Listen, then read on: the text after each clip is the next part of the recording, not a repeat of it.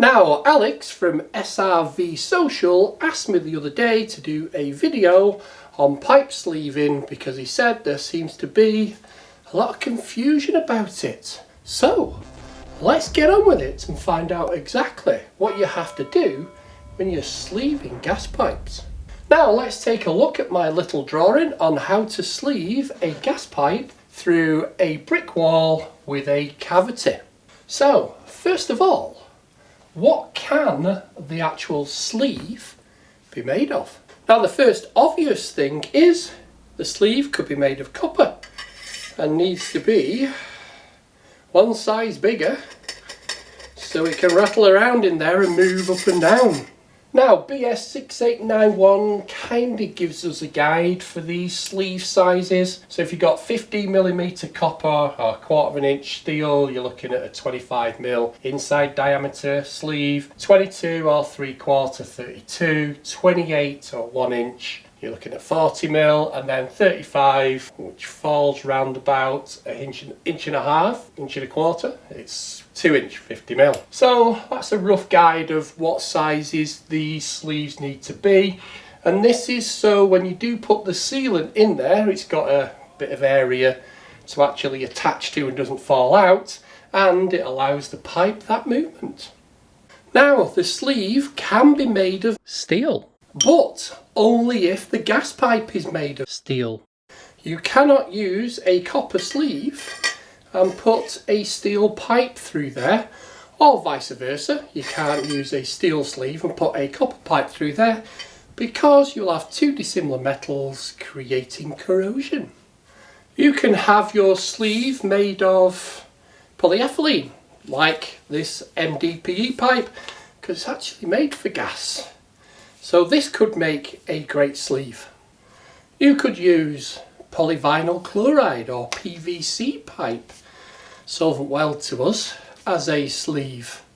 But you can't use a PVC sleeve if you are using stainless steel gas pipe, because you could get corrosion.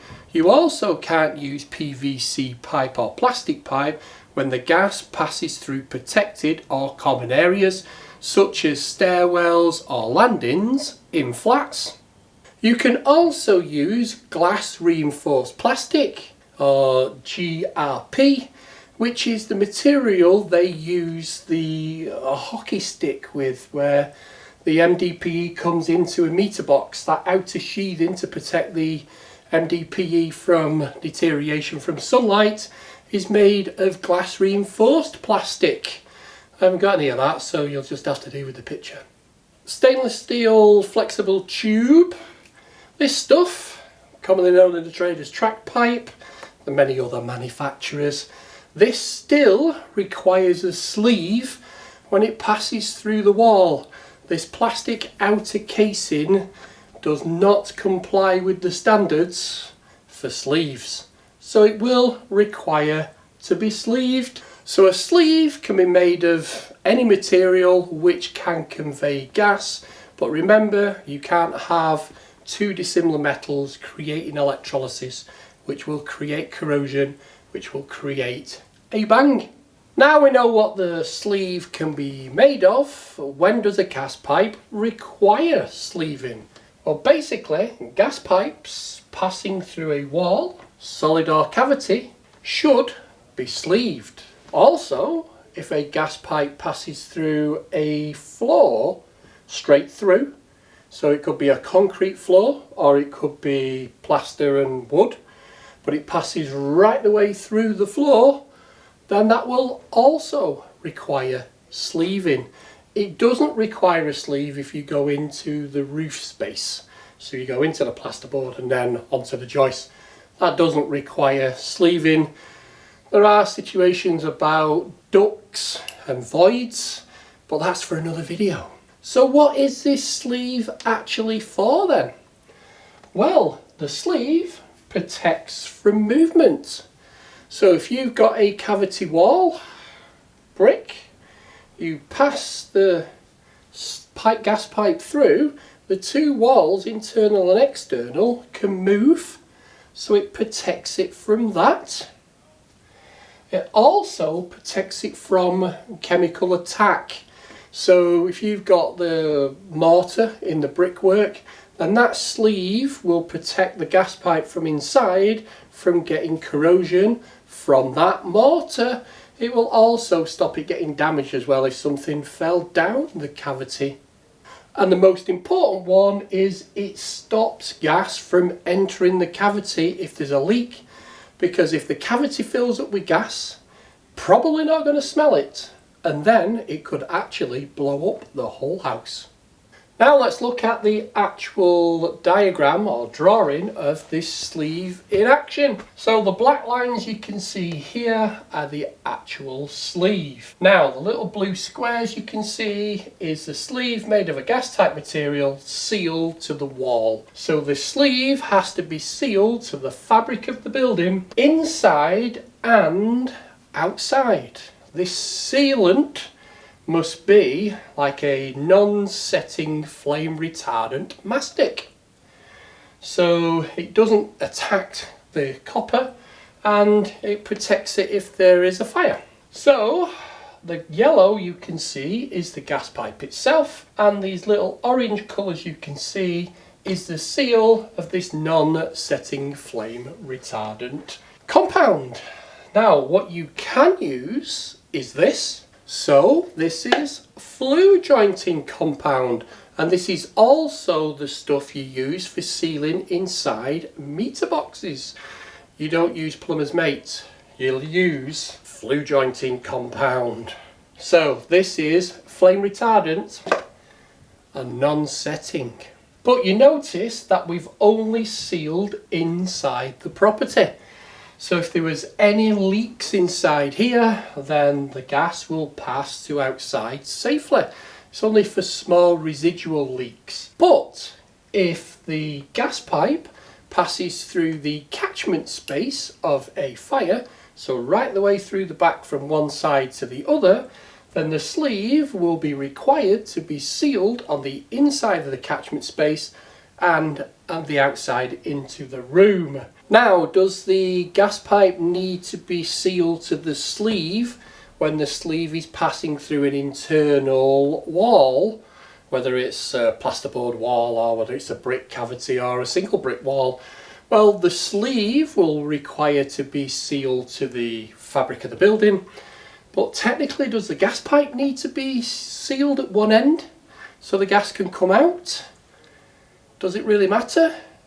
Well, technically you could smell it in both rooms. Some people will say it needs to be sealed to stop smoke and fire spreading from one room to another, but technically that's if it's in a commercial building in floors. So if you've got a gas pipe going straight the way through a floor, then technically you'll want to seal it so the smoke and flames can't get through it. It's called a fire stop. Same thing for when a pipe is installed in a void and it's passing in through to a flat or something like that. They will require fire stopping there. Hopefully that makes sense. Now, you don't want any joints in this sleeve, so when you're looking for leaks they're easier to find. And basically the sleeve is there so you can retract the pipe easily if it does get damaged, corroded or leaks, and it maintains the integrity of the building. So that's the sleeving for copper pipe and steel pipe, but what about the sleeving for our corrugated flexible stainless steel tubing? Now, corrugated stainless steel tube, just remember, always follow the manufacturer's instructions for assembly, because there's about 5 different makes now and they all assemble them in different ways. But they will require your sleeve, this is the manufacturer's sleeve for this stuff, to be flexible also. Now, what we've got here is we've got a brick wall, cavity, then we've got a timber frame with a vapor barrier. Now, when the sleeve passes through these, they cannot damage the integrity of the vapor barrier. So the sleeve has to be carefully put in. Now, the reason for using the stainless steel flexible tube is because these two structures can move massively independently. So you'll need to allow for that flexibility. So you can see we've got rigid pipe coming up here from the meter box in the ground. It's then coming through the timber frame. It's then coming into the building. Now, depending on where the building is, so this could be a flat or something like that, then you may require an AECV, additional or alternative emergency control valve, on the other side of the wall.